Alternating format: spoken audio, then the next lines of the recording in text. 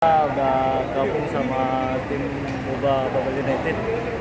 Mudah-mudahan ke depan bisa lebih baik lagi, bisa bantu tim ini buat berprestasi lagi.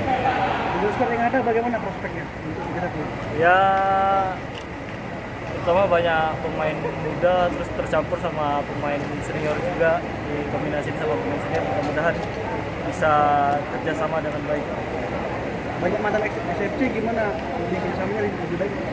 Ya, yang jelas lebih baik ya, karena chemistry kita pemain Sriwijaya banyak, mantan pemain Sriwijaya banyak juga di sana, terus yang dari bubble juga banyak, jadi tim pelatih nggak terlalu susah buat nyatuin tim lagi.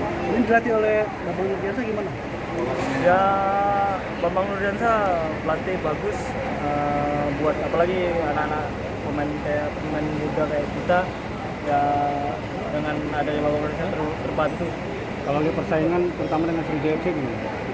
Ya, kalau persaingan semua tim sama lah, apalagi di wilayah baratnya ya, terutama Sriwijaya juga yang mungkin termasuk bagus juga timnya. Ini tanggapannya muncul tim baru dari Sumsel ini seperti apa untuk pemain? Positif atau negatif? Ya positif lah, karena tim juga kan bisa bersaing buat kedepannya juga.